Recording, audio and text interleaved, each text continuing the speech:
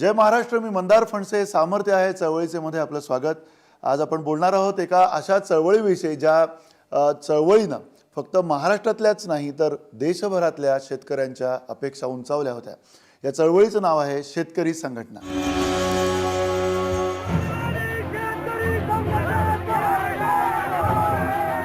शेतीमालाला रास्त भाव मिळावा या मागणीसाठी 1979 साली शरद जोशी यांनी शेतकरी संघटनेची स्थापना केली. शेतकरी संघटनेमार्फत गेली 30हून अधिक वर्ष विविध आंदोलनं, मेळावा, परिषदा, अधिवेशने यांच्या माध्यमातून सातत्याने या मागणीचा पाठपुरावा सुरू आहे. 1978 साली चाकणमध्ये त्यांनी कांद्याला रास्त भाव मिळावा या मागणीसाठी आंदोलन छेडलं. यापाठोपाठ शेतकरी संघटनेने पिंपळगाव बसवंतमध्ये कांद्याचं मोठं आंदोलन उभारलं. उत्पादन खर्च भरून निघेल असा भाव शेतमालाला न देणं हे सरकारचं अधिकृत धोरण असल्याच्या प्रमुख धारणेवर शेतकरी संघटनेचा सगळा लढा सुरू आहे. संघटनेने 1979 पासून शेतमालाला रास्त भाव या एककलमी कार्यक्रमासाठी कांदा, ऊस, तंबाखू, दूध, भात, कापूस ही पिके घेणाऱ्या शेतकऱ्यांची आंदोलनं आयोजित केली. शेतीच्या अर्थशास्त्राची शास्त्रशुद्ध पायाभरणी केली. शेतकऱ्यांना हजारो कोटींची कर्जमुक्ती मिळवून देण्यातही शेतकरी संघटनेचा मोठा वाटा आहे.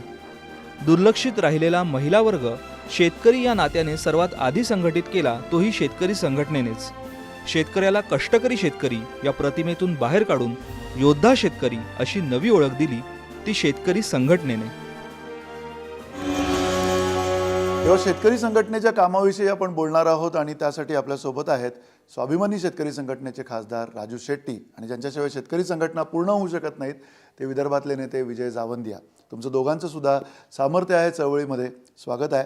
जावंदिया सर, तेव्हा जी 1980 साली ही शेतकरी संघटना स्थापन झाली त्या संघटनेची तेव्हाची शेतकऱ्यांची परिस्थिती आणि आत्ताची शेतकऱ्यांची परिस्थिती यामधला जो काही फरक आहे तो तुम्ही कशा पद्धतीनं बघताय? तुम्ही जे म्हणालात ते बिलकुल बरोबर आहेत, पण त्याच्यात मी अशी दुरुस्ती करू इच्छितो की 1980ला जेव्हा शेतकरी संघटना सुरू झाली त्यावेळेला शेतकऱ्यांची जी परिस्थिती होती त्याच्यापेक्षा आजची परिस्थिती ही जास्त भयानक आहे. पण तेव्हा शेतकऱ्यांची ताकद वाढत होती आणि आज शेतकऱ्यांची ताकद नाही हे दुर्दैवाने मान्य करायला पाहिजे. बरोबर. शेतकरी संघटनेचा प्रारंभ हा 1980मध्ये झाला. मला आठवतं की 1 मे 1980ला शरद जोशींनी मला पहिलं पत्र लिहिलं होतं. तेव्हा त्यांचं नाव फार कुठे माहीत नव्हतं आणि तेव्हा त्यांनी चाकणला कांद्याकरता आंदोलन केलं होतं. आणि माझ्यासारखा शेतकरी आणि शेतकऱ्यांबद्दल विचार करणारा तेव्हा असा हवेत उडाला होता की एक IAS अधिकारी कांद्यासारख्या नाशवंत वस्तूला भाव मागतो. जर नाशवंत वस्तूला भाव मिळू शकतो, त्याची मागणी होऊ शकते, तर मग धान्याची, ज्वारीची, कापसाच्या भावाची मागणी का नाही होऊ शकत बुवा?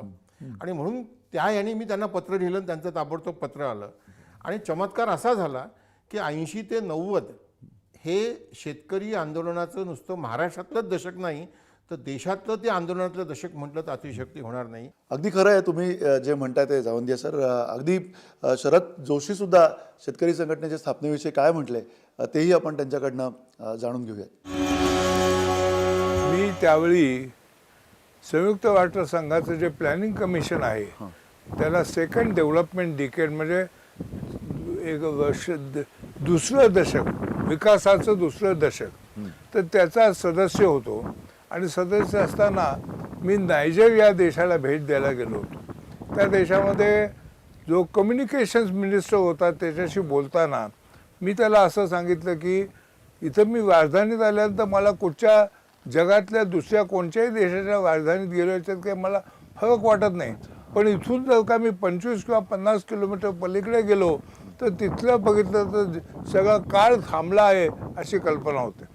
तर मी इथून बघितलं, इथून पोस्टकार्ड टाकलं तर शेजारच्या गावी काही पोचत नाही. तर त्यांनी मला सांगितलं, जोशी तुम्ही आम्हाला शेजारच्या गावी कार्ड कसं पोचवायचं याचा सल्ला देऊ नका, तुम्ही आम्हाला पॅरिसला टेलिकम्युनिकेशन कसं करता येईल. त्यावेळी दुसरा ट्रिगर असा होता की मुचकुंद दुबे यांचं नाव आपण ऐकलं असेल, ते नंतर फॉरेन सेक्रेटरी होते. ते त्यावेळी इकॉनॉमिक आणि सोशल काउन्सिलमध्ये युनायटेड नेशन्सच्या फार जोरजोरात भाषणं करत असत की आम्हाला तुम्ही मदत देता आहात, श्रीमंत देशांनो तुम्ही आम्हाला मदत करतात म्हणजे का उपकार नाही करताय. तुम्ही आम्हाला देणे तुमचं देणं लागतं आणि जे टर्म्स ऑफ ट्रेडमध्ये तुम्ही आमच्याकडनं काढून घेता तर तुम्ही फक्त इथं ह्या हाताने देता एवढंच आहे. तेव्हा माझ्या लक्षात आलं की आपल्याच देशाचे जे नेते इथं येऊन हक्काने मागून घेतात त्या लोकांची प्रत्यक्ष आपल्या देशातल्या खालच्या बाकीचे खेडेगावातले जे मागासलेले वर्ग आहेत किंवा मागासलेले विभाग आहेत त्यांच्याकडे काही लक्ष नाही आणि त्यांना जे पैसे यांच्याकडनं मिळवायचे आहेत ते आपल्या स्वतःच्या कामाकरता वापरायचे आहेत, याच्याकरता कुठेही वापरायचे नाही. त्याच्यानंतर दुसरा एक ट्रिगर गमतीशीर असा झाला. त्यावेळी माझे व्हाईस डायरेक्टर जनरल वीज म्हणून होते. त्यावेळी बांगलादेशच्या गोष्टी घडत होत्या आणि बांगलादेशमधून अफाट मोठ्या प्रमाणावरती निर्वासित येत होते आणि सगळी वर्तमानपत्र ही हिंदुस्थानातल्या दारिद्र्याच्या आणि एकूण दुःखाच्या गोष्टीने भरलेली होती.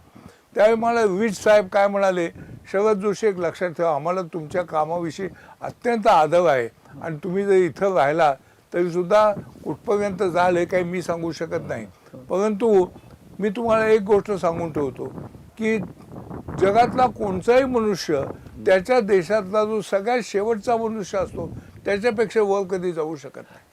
तर ह्या मला असं वाटतं की हा सगळ्यात महत्त्वाचा ट्रिगर झाला. याच्यापेक्षा मी किती इथं गेलो आणि अगदी तुरुंगात राहावं लागलं, काही हाल सोसायला लागले, तरी मी ह्या आनंद यात्रेमध्ये जास्त आनंदी होईन अशी जेव्हा माझी खात्री पडली तेव्हा मी तिथली नोकरी सोडून इकडे आलो. बरोबर. तर त्याच्यामध्ये फार नाटकी असं काही नाही. याचा खरा मुद्दा काय होता तर शरद जोशींनी फार छान त्याला म्हटलं होतं की शेतीमालाला रास्त भाव न देणं हे सरकारचं अधिकृत धोरण आहे. इतकी स्पष्ट मांडणी करून ती शेतकरी संघटना उभी झाली होती आणि त्यांनी असं म्हटलं होतं की गरिबी हटवण्याकरता काही करायची गरज नाही, सरकारने शेतकऱ्यांची लूट थांबवावी. मी इथे मुद्दा तो स्पष्ट करतो की शरद जोशींचं स्वतःचं मत असं होतं की शेतकरी संघटनेचं आंदोलन हे कोरभाऊ शेतकऱ्यांकरता आहे. त्यांना मी हा प्रश्न विचारला होता की तुम्ही आंबेठांची जमीन का घेतली, तुम्हाला तर पुण्यापासून थोडं दूर गेला असता तर तुम्हाला ओलिताची जमीन मिळाली असती. त्यांनी उत्तर दिलं होतं की युनायटेड नेशन्समध्ये मी फर्स्ट डिकेड ऑफ डेव्हलपमेंट आणि सेकंड डिकेड ऑफ डेव्हलपमेंटचा जो डाटा अभ्यासला त्यात जगातली गरिबी ही कोरभाऊ शेतीमुळे आहे आणि भारतात तर कोरभाऊ शेती आहे. तर कोरभाऊ शेती नफ्याची करण्याकरता मी प्रयोगाकरता कोरभाऊ शेती घेतली.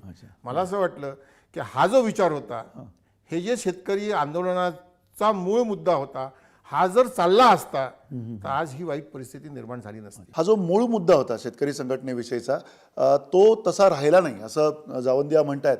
पण शेतकरी संघटनेच्या विषयी अधिक जी काही विश्लेषणात्मक माहिती आहे आपल्या पाहुण्यांकडनं आपण जाणून घेऊयात, पण एका छोट्याशा ब्रेकनंतर.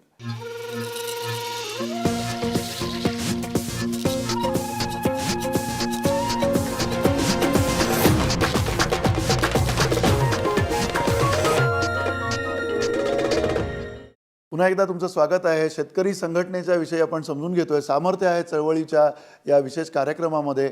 अर्थातच शेतकरी संघटनेची सुरुवात कशी झाली आणि या शेतकरी संघटनेचा जो प्रवास कसा झाला हे आपण एका गमतीशीर मुद्द्यामधनं समजून घेणार आहोत शरद जोशी यांच्याकडनं. हे मलाही अजून आश्चर्य वाटतं. याचं कारण असं आहे की मी आत्ता जर विचार केला तर शेतकरी नेता होण्याकरता ज्या काही पात्रता पाहिजेत त्याच्यापैकी एकही पात्रता माझ्याकडे नव्हती. मी हिंदुस्थानात येण्याच्या आधी 20 वर्ष फ्रेंचमध्ये काम करत होतो, त्यामुळे मला मराठी भाषाही जवळजवळ येत नव्हती. इथं आल्यानंतर मराठी येत नाही एवढंच नव्हे तर सगळ्यात मोठा हँडिकॅप म्हणजे मी जोशी म्हणजे जातीने ब्राह्मण हे उघड आहे, तेव्हा ब्राह्मण मनुष्य हा कधीही शेतकऱ्यांचा नेता होऊ शकत नाही. आम्ही या सुरुवातीला हा जो रस्ता आहे बामनेरचा, त्याच्या आधी हा रस्ता पुढे वांदे गावापर्यंत जातो. त्या गावामध्ये कुठेही रस्ता नव्हता आणि एका काळी परिस्थिती अशी होती की रस्त्यात चिखल इतका व्हायचा की बाळंतीण बाई जर असली तर तिला जिवंत चाकणला आणणं सुद्धा कठीण होतं. अशा वेळी त्या रस्त्याकरता आम्ही पहिलं आंदोलन म्हणजे वांद्रे ते चाकण मार्च काढला आणि त्यावेळी पहिल्यांदा चाकणमधले जे पुढारी हे म्हणाले काहून त्या बामणाकडे येतं, कोणी 5 माणसं सुद्धा यायची नाहीत. आणि मग जेव्हा प्रत्यक्षामध्ये 10,000 माणसं चाकणला आली तेव्हा पहिल्यांदा मलाही थोडा आत्मविश्वास आला की आपण जो लोकांना पटत असो नसो, आपण जोपर्यंत आपल्याला जे अनुभव आहे तो आपण सांगतो तोपर्यंत त्यांच्या डोळ्यासमोर खरं ते चित्र उभं राहतं. आणि मी माझ्यामध्ये आणि बाकीच्या नेत्यांमध्ये काय फरक झाला हे जर सांगायचं झालं तर एका वाक्यात असं सांगेन की मी आंबेठाणला शेती केल्यानंतर शेतीवरती माझं पोट ठेवलं. माझ्याकडे हिंदुस्थानात एकही असा नेता नाही की ज्याचं पोट शेतीवरती होतं. आणि त्यामुळे मी सांगितलेलं जे काही शेतकऱ्यांना साध्या भाषेत सांगितलं त्यावेळी मला विशेष भाषा येत नव्हती, अलंकृत भाषा तर येतच नव्हती. ते त्यांना मी जेव्हा सांगितलं ते त्यांना पटत गेलं. आणि त्याच्यानंतर माझा एक आणखी उपयोग असा, आणखी फायदा झाला तो असा की मी एका काळी वेगवेगळ्या निमित्ताने संख्याशास्त्र, अर्थशास्त्र, इंग्रजी, फ्रेंच अशा वेगवेगळ्या भाषांचा अभ्यास केला. असा मनुष्य त्यांना भेटल्यानंतर त्यांनाही असं कौतुक वाटलं, काहीतरी वेगळं आहे, काहीतरी वेगळं आहे म्हटल्यानंतर त्यांचं एक उदाहरण मला आठवतं. सटाण्याच्या अधिवेशनामध्ये असं स्टेज होतं आणि त्या स्टेजवरती मी बसलो होतो आणि त्यावेळी आमच्या संबंध आंदोलनाविषयी इतकं कौतुक होतं की कलकत्त्याहून आणि दिल्लीहून लोक तिथं आलेले होते आणि ते मला प्रश्न विचारत होते आणि मी त्यांना उत्तर देत होतो आणि सगळा आमचा संवाद हा इंग्रजीत चालला होता. आणि मला शेतकऱ्यांच्या चेहऱ्यावर असं दिसलं की आपला नेता इंग्रजीमध्ये या लोकांना एवढं उत्तर देतोय, हे किती कौतुक आहे. त्यामुळे माझ्याकडे भाषा नाही, मी जातीने त्यांच्या जातीचा नाही, माझ्याकडे शेतकरी म्हणून मी मुळामध्ये शेतकरी म्हणून जन्मलेला नाही, माझ्याकडे शेतकरी म्हणून जमीन नाही. आणि तरीसुद्धा शेतकऱ्यांनी मला जे मानलं त्याचं प्रमुख कारण मी माझं पोट शेतीवर ठेवलं. अशा प्रकारे शरद जोशी हे पूर्णपणे शेतकरी संघटनेशी जोडले गेले आणि शेतकऱ्यांचे नेते झाले. म्हणजे शेतकऱ्यांमधलाच तो माणूस झाला. शेती स्वतः त्यांनी जाऊन तिकडे केलेली आहे आणि हळूहळू हे आंदोलन पुढे गेलं, मोठं झालं आणि हे आंदोलन अधिकाधिक उग्र स्वरूप सुद्धा धारण करू लागलं. शेतकरी संघटनेशी अनेक कार्यकर्ते, बिनीचे शिलेदार जोडले गेले महाराष्ट्रभरात आणि त्या अनेक कार्यकर्त्यांचं सुद्धा या संघटनेविषयी काय म्हणणं आहे ते आपण जाणून घेऊया. एका शेतकऱ्यांनी 90,000 उचलले होते तरीही बँकेने त्याच्यावर 18,50,000 बाकी काढली आणि त्याची जमीन लिलावाला काढली. तो लिलाव आम्ही उधळून लावला. आंदोलन झाल्यानंतर आम्ही स्वतःला अटक करून घेतो, पण अट्रॉसिटी सारख्या कलमा लावल्यामुळं मी अंडरग्राऊंड झालो. आणि अंडरग्राऊंड झाल्यानंतर माझ्या घरच्या लोकांची जी प्रतिक्रिया आली की माझ्या छोट्या भावाने मला फोन केला की हे काहीतरी आगाऊच करून ठेवलात. तेव्हा मी म्हटलं की बाबा मी काही दारू पित नाही, की मी नशाही करत नाही, मी हे जे काही केलेलं आहे शेतकऱ्यासाठी ते जाणीवपूर्वक केलंय आणि माझी जमानत देखील तू घ्यायची नाही आणि जे काही त्याची शिक्षा होईल ते मी पूर्ण भोगायला तयार आहे, त्याच्यामुळे तुला काही काळजी करायची गरज नाही. तो रडत होता. आणि मग 5 दिवसानंतर पूर्ण महाराष्ट्रातून शेतकरी आले, आदरणीय शरद जोशी आले. मी अंडरग्राऊंडच होतो, मी हैदराबादला होतो आणि सर्वांनी मग त्या 5 दिवसामध्ये त्यांनी पूर्ण 25,000 शेतकरी नांदेडला जमले. शरद जोशी साहेबांना नांदेडमध्ये येण्यासाठी बंदी लावली, जिल्हा बंदी लावली, तरीही साहेब आले. स्टेडियममध्ये मोठी सभा झाली आणि तिथं माझ्या छोट्या भावाचा सत्कार झाला, कारण हे सगळं त्यांनी घडून आणलं. आणि रात्री मला पुन्हा फोन केला की मला तुमचा स्वाभिमान वाटतो, अभिमान वाटतो की तुम्ही एक मोठं आंदोलन केलेलं आहे, तुम्ही शेतकऱ्यासाठी जे काही कराल, तुम्हाला फाशी जरी झाली तर मी ती होऊ देणार, ती पहिली मी घेईल.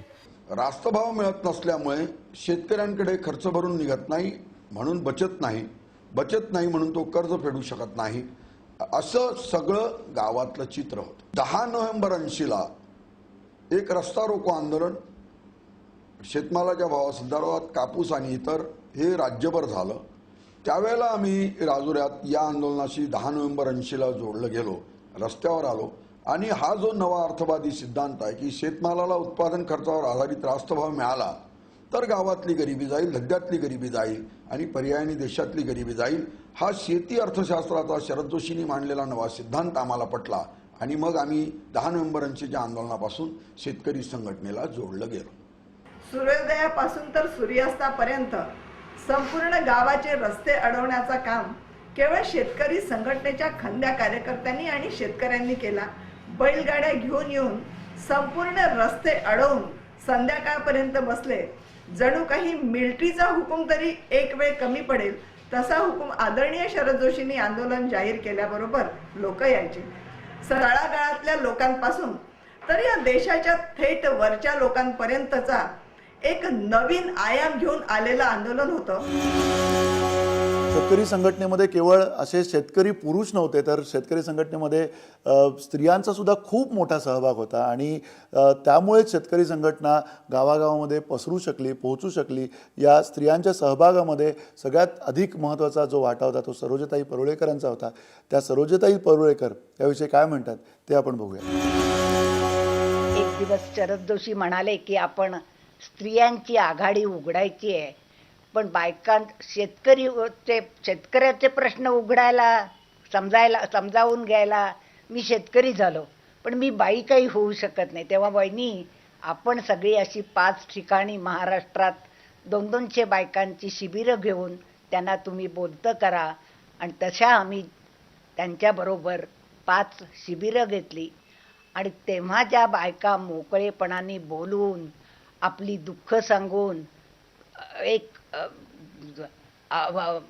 वेगळं दर्शन झालं. शेतकरी संघटना नंतरच्या काळामध्ये जी उभी राहिली आणि टिकली, याच्यामध्ये अत्यंत एक महत्त्वाचं नाव येतं, ते म्हणजे सदाभाऊ खोत यांचं. आणि ते सदाभाऊ खोत याविषयी काय म्हणतात ते आपण बघूया. तो काळ अत्यंत बिकट होता की ऊस पट्ट्यामध्ये आम्ही सभा घ्यायचं म्हणलं तर कोण आम्हाला लाईट देत नव्हतं, कोण आम्हाला खुर्च्या द्यायचं नाही, कोण आम्हाला बसायला जागा द्यायचा नाही, साधं प्यायला पाणी सुद्धा द्यायचं नाही. परंतु आम्ही आमचं स्वतःचं साहित्य जीपगाडीवरती स्पीकर वगैरे घेऊन जायचं आणि चौकामध्ये आम्हीच पुकारत होतो आणि आम्ही सभा घेत होतो. आणि हे कारखानदार शेतकऱ्यांना कसे लुटत आहेत अशा पद्धतीनं आम्ही शेतकऱ्यांच्या मध्ये जनजागृती करण्याचं काम खऱ्या अर्थानं सांगली, कोल्हापूर, सातारा जिल्ह्यामध्ये आम्ही 10-12 वर्ष केलं आणि आम्हाला ते यश याला जवळजवळ 2002 ते 2003 हे साल उजडावं लागलं. म्हणजे 12-13 वर्ष आम्ही सातत्यानं संघर्ष या परिसरामध्ये तेवत ठेवलेला होता. जशी जशी चळवळ पुढे गेली, शेतकरी संघटना ही वाढत गेली, तसतसे त्याच्यामध्ये अनेक प्रवाह येत गेले, अनेक विचार येत गेले, अनेक नेते बनत गेले आणि त्यामुळे ह्या परस्पर अंतर्विरोध त्याच्यामध्ये काही तयार झाले. पण त्याबरोबरीनं या शेतकरी संघटनेचा प्रवास पुढच्या काळात कसा झाला हेही आपण समजून घेणार आहोत. आपल्यासोबत विजय जावंदी आहेत आणि खासदार राजू शेट्टी आहेत. पण एका छोट्याशा ब्रेकनंतर त्यांच्याकडे आपण जाऊया.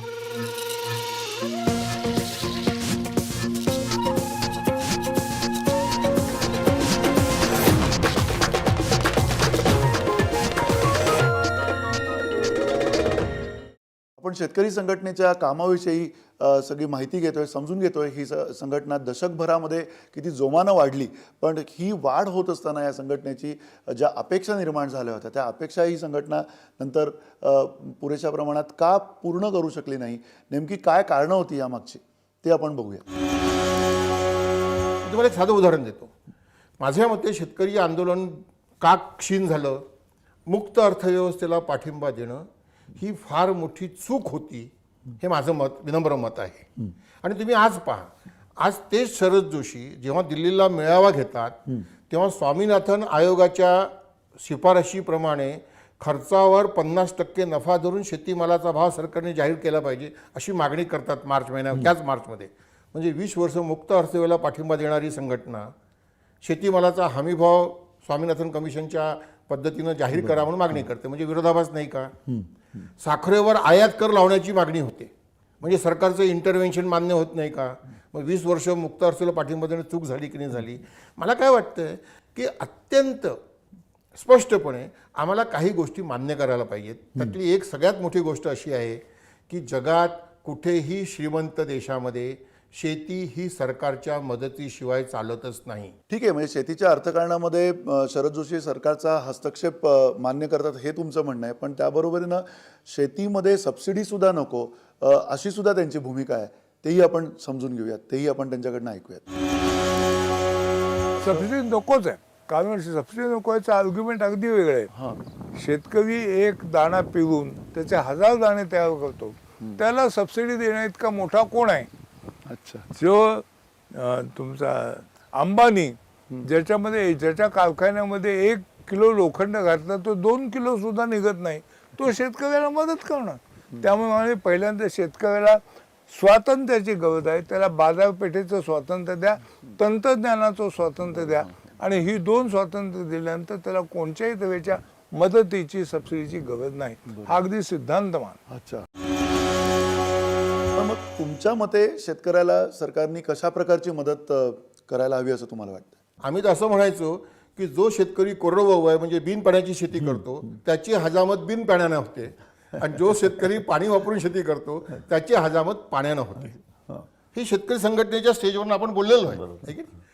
पण आजच्या एकंदर परिस्थितीमध्ये जर अभ्यास केला तर एक गोष्ट स्पष्ट होते की आमच्या देशामध्ये जी काही सबसिडी शेतीला आहे ती सबसिडी पाणी वापरणाऱ्या शेतकऱ्यांकडे झुकती आहे. हे सत्य नाकारता येणार नाही. फॉर एक्झाम्पल, उदाहरणार्थ कॅनॉल इरिगेशन हे हेविली सबसिडाईज आहे, इलेक्ट्रिसिटी सबसिडाईज आहे, रासायनिक खत हे सबसिडी दिलेली आहे, ड्रीप इरिगेशन सबसिडी आहे, प्लास्टिक पहिला सबसिडी आहे, ट्रॅक्टरला सबसिडी, हे सगळं जे आहे ना हे पाणी वापरणारा शेतकरी जास्त वापरतो हे नाकारता येणार नाही. त्या तुलनेमध्ये कोरडवाहू शेतकऱ्याला काय सबसिडी आहे हो?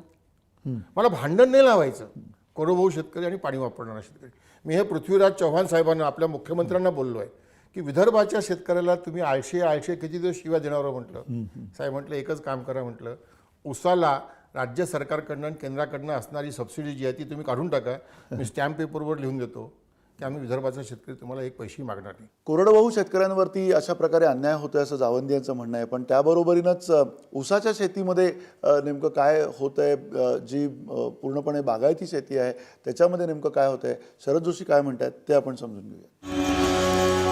प्रत्येक ठिकाणी जे सरोवर तयार होतात, रिझर्व्हर तयार होतात, त्यांच्या कपॅसिटीचा हिशोब चुकलेला असतो आणि ती चुकवण्यापासून ऊसाच्या शेतीचं राजकारण चालू होतं. आणि मग जेव्हा धरणामध्ये पाणी नसतं, लोकांना आवश्यकता असते, आणि जेव्हा धरणामध्ये पाणी असतं तेव्हा कुणाला पाणी नको असतं, हे विडील सोडवण्याकरता ऊसाचा जन्म.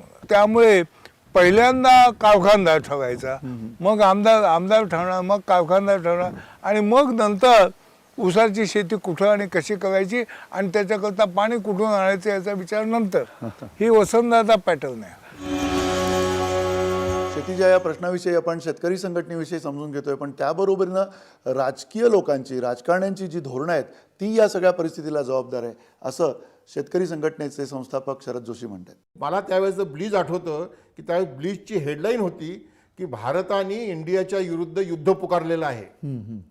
पण दुर्दैवानं मुक्त अर्थव्यवस्थेला, नवीन आर्थिक धोरणाला, लिबरलायझेशनला, ग्लोबलायझेशनला, प्रायव्हेटायझेशनला पाठिंबा देऊन आम्ही जी आर्थिक धोरणं 1991 नंतर या देशात राबवली त्याला आज जवळपास 20-21 वर्ष झालेली आहेत. आम्हाला हे मान्य करायला पाहिजे की या 20 वर्षामध्ये इंडियाचा सुपर इंडिया झालेला आहे आणि भारताला आम्ही इथिओपियाकडे ढकलतोय.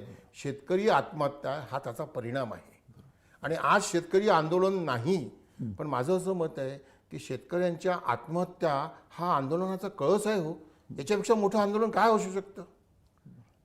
पण दुर्दैवाने या आंदोलनाची दखल घेतली गेली. प्रधानमंत्री विदर्भात आले, कर्जमाफी जाहीर झाली, पण त्या कर्जमाफीमध्ये विदर्भावरच अन्याय झाला कोरडवाहू शेतकऱ्यांवर. जी कर्जमाफीची रक्कम महाराष्ट्रात आली त्यातले 50% पश्चिम महाराष्ट्रात, 18% विदर्भात, 21% मराठवाड्यात.